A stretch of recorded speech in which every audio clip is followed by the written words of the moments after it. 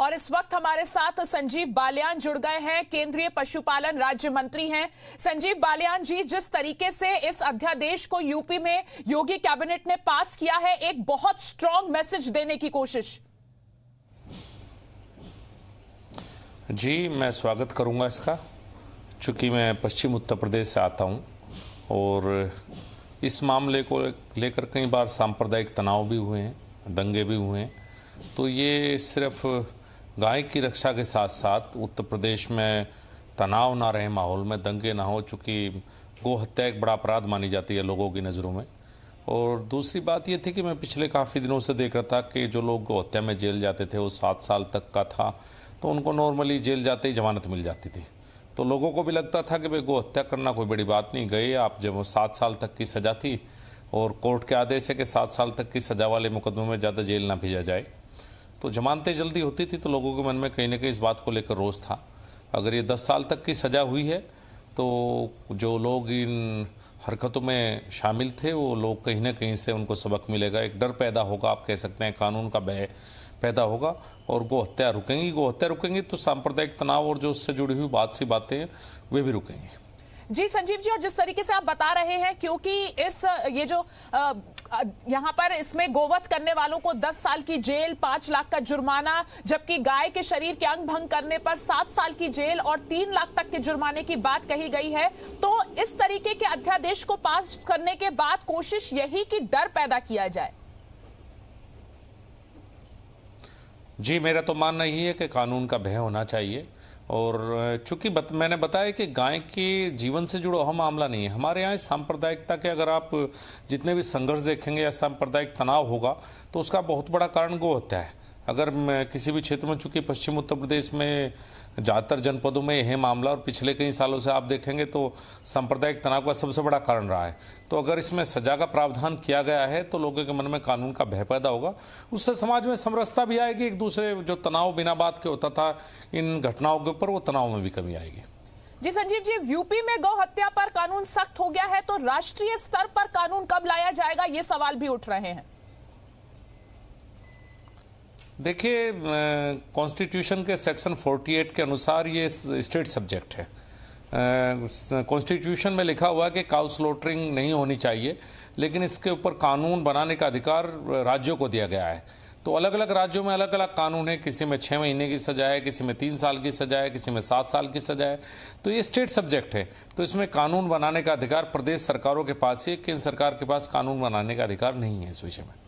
संजीव बालियान जी, वैसे तो animal rights को लेकर लगातार मुहिम चलती रही है और एनिमल राइट्स की बात कही जाती है, लेकिन जब गाय की बात होती है तो कहीं ना कहीं पब्लिक सेंटिमेंट भी बहुत जुड़ जाता है। जी, मैं आपकी बात से सहमत हूं। एनिमल राइट अपनी जगह है, चूंकि वो एक कानून का, ये हो सकता है कि मैं कानून का पालन नहीं कर रहा या किसी भी जानवर को प्रोटेक्ट करना, जैसे भी केरल में हथनी का केस हुआ है तो लोगों की भावनाएं, पूरा देश एक तरह से कह सकते थे उस हथनी के साथ जुड़ चुका है केरल में। तो इस तरह से एक तो भावनाएं हैं और एक तरफ तो कानून है, दूसरी तरफ गाय का मुद्दा भी ऐसा है। अगर हमारे यहाँ गोकशी होती है, 2 साल पहले बुलंदशहर की घटना को याद कीजिए, कितना बड़ा बवाल हुआ था, या उससे पहले लगातार बवाल होते रहे और छोटे छोटे घटनाएं तो लगातार उत्तर प्रदेश में सभी जनपदों में छोटी छोटी घटनाएं होती है। जहाँ भी गोकशी की बात आती है तो भावनाएं कहीं ना कहीं भड़कती हैं।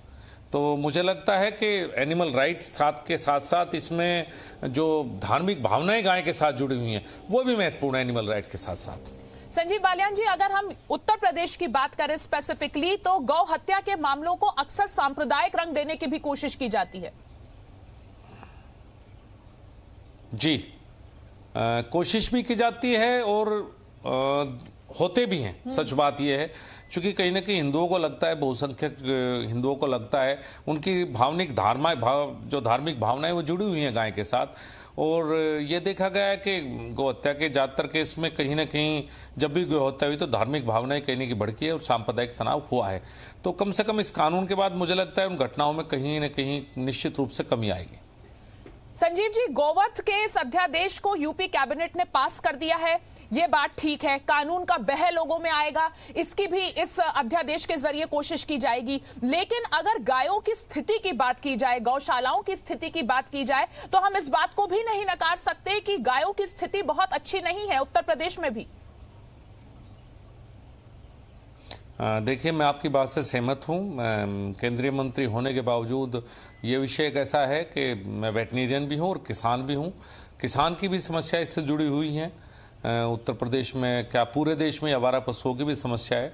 और जहाँ जहाँ गौशालाएँ हैं, उत्तर प्रदेश सरकार ने 30 रुपये प्रतिदिन का जो गौशाला में पशुओं ने चारा देने के लिए कहा गया। देखिए, सरकार अकेले इस काम को नहीं कर सकती। इस काम में जनता को भी, भावनाएं जनता की भी है, तो जनता को भी जुड़ना चाहिएगा पड़ेगा।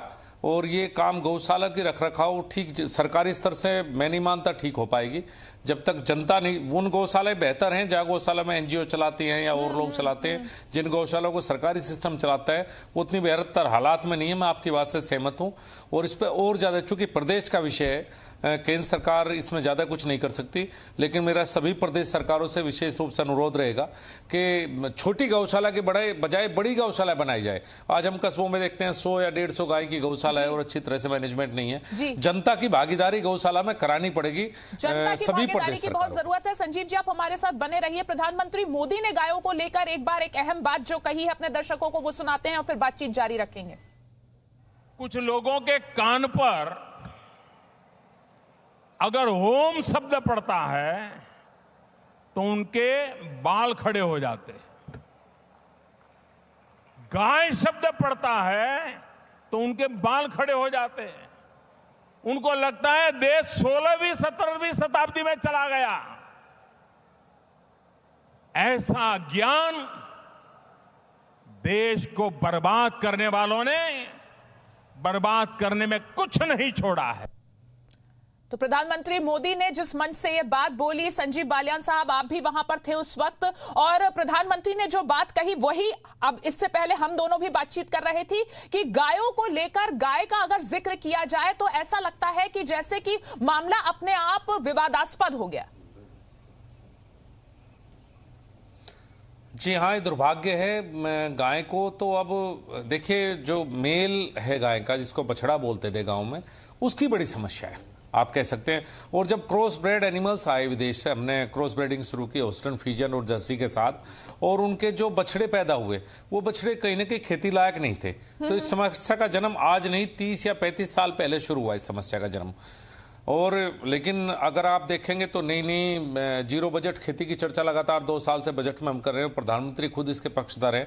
पालेकर जी ने इन्हें शुरुआत की थी और आचार्य देवव्रत जो आज गुजरात के गवर्नर हैं, उन्होंने इसको आगे बढ़ाने का बहुत काम किया कि देसी गाय से बिना केमिकल की खेती, जो आज हम ऑर्गेनिक की बात करते हैं देश में, आप और मैं सब ऑर्गेनिक खाना चाहते हैं इस समय। देश की सोच में बहुत बड़ा बदलाव है। तो मुझे लगता है कि आज जो समस्या है वो भविष्य में समाधान की तरफ जाएंगे। दोबारा ऑर्गेनिक खेती की तरफ जिस तरह से देश बढ़ रहा है उसमें कहीं ना कहीं गाय की बहुत बड़ी आवश्यकता है। चूंकि ऑर्गेनिक खेती या जीरो बजट फार्मिंग गाय के गौमूत्र और गोबर के बिना नहीं हो सकती। तो मुझे लगता है कि हम ट्रांसफॉर्मेशन के दौर से गुजर रहे हैं कि इनकी आवश्यकता नहीं थी, लेकिन आने वाले समय में गौवंश की मुझे लगता है देश में दोबारा आवश्यकता पड़ेगी। बस बात यह है कि उस समय तक जनता की भागीदारी के द्वारा जो बेसहारा पशुओं की समस्या है, सभी प्रदेश सरकारों को उस पर फोकस करना चाहिए। अगर हम उस समस्या को दूर कर पाए तो मैं समझता हूं जो ये सांप्रदायिक तनाव और गौ हत्या और जो इस तरह की बात है जो नहीं होनी चाहिए, इन सब का समाधान इसी में निहित है। संजीव बालियान साहब, गौ हत्या को लेकर कानून सख्त हो गया, एक पहलू है इस पूरी बातचीत का, लेकिन आप केंद्रीय पशुपालन राज्य मंत्री हैं। गायों की स्थिति को लेकर आगे क्या कदम उठाए जा रहे हैं सरकार द्वारा, उसकी भी जानकारी दीजिए हमें। देखिए, 2 बात है। किसान की भी एक समस्या है। जो बेसहारा पशु हैं, आप पश्चिम उत्तर प्रदेश के ये, पूरा उत्तर प्रदेश के ये, बुंदेलखंड विशेष रूप से, हरियाणा, पंजाब, कहीं भी आज के दिन अगर आप गांव में जाएंगे तो किसान इस बात को कहेगा कि मेरी छोटे छोटे किसान हैं, 1 एकड़, आधा एकड़। और कई बार ये आवारा को या बेसहारा को, सबकी अपनी अपनी टर्मिनोलॉजी है। आवारा बोल देते हैं, मैं बेसहारा बोलता हूं चूंकि इस विभाग का मंत्री हूं, चूंकि उनके पास रहने के लिए घर नहीं है। तो ये जो एक समस्या किसान की है। दूसरी समस्या कहीं ना कहीं ये भी है कि आवारा बाहर घूमेंगे तो कहीं ना कहीं उनको चोट पहुंचाएगा, कहीं गौ हत्या होगी, उससे सांप्रदायिक तनाव पैदा होगा। तो मेरा तो सबसे पहला बात यह है कि जनता की सहभागिता से इसका समाधान हो। केंद्र सरकार के स्तर पर जो हम करते हैं वो इम्प्रूवमेंट ऑफ ब्रीड्स का। आज गाय क्यों बाहर घूम रही है? क्योंकि दूध कम है। आज भी देश में अगर एवरेज इल्ड देखेंगे पशुओं की तो बहुत कम है। तो हमारा एक समस्या के समाधान के लिए हम सेक्स सीमन टेक्नोलॉजी लेके आए हैं। उत्तर प्रदेश में शुरू हो चुका है, महाराष्ट्र में शुरू हो चुका है। बछिया ही पैदा होंगे, बछड़े पैदा नहीं होंगे। ये केंद्र सरकार की तरफ से इनिशिएटिव है। दूसरा इनिशिएटिव हमारी तरफ से ये है कि अच्छे बुल्स के द्वारा हम किसी तरह से अगर प्रोडक्टिविटी बढ़ा पाएं, जो गाय आज 1 या 2 लीटर दूध देती है और जिनको हम छोड़ देते हैं, अगर उस गाय को कहीं से कहीं हम 10-15 लीटर दूध पिलाएं तो शायद लोग बाहर नहीं छोड़ेंगे। तो केंद्र सरकार का काम नई नई टेक्नोलॉजी के इंटरवेंशन से ब्रीड इंप्रूवमेंट और इनकी तरफ ज्यादा है। केंद्र सरकार का काम, जो लोकल मैनेजमेंट है वो प्रदेश सरकार के जिम्मे है। जी बहुत बहुत शुक्रिया संजीव बालियान साहब हमारे साथ जुड़ने के लिए। तो संजीव बालियान केंद्रीय पशुपालन राज्य मंत्री बता रहे थे कैसे गोवध के कानून को सख्त करके उत्तर प्रदेश में गायों की स्थिति और गौ हत्या की दुर्घटनाओं को कम किया जाएगा, ऐसे हादसों को कम करने की कोशिश की जाएगी। नया जी न्यूज ऐप अब बेहतर फीचर्स के साथ हिंदी अंग्रेजी के साथ साथ देश की अन्य भाषाओं में भी भारत और दुनिया की तमाम खबरों का अनूठा कलेक्शन। अपनी पसंद के मुताबिक सेट करें होम स्क्रीन पर अपने फेवरेट सेक्शन। साथ ही हमारे एडिटर्स द्वारा चुनी हुई दिन की बड़ी और खास खबरें। देखें जी न्यूज लाइव कभी भी कहीं भी। मनोरंजन और सूचना से भरपूर वीडियोस,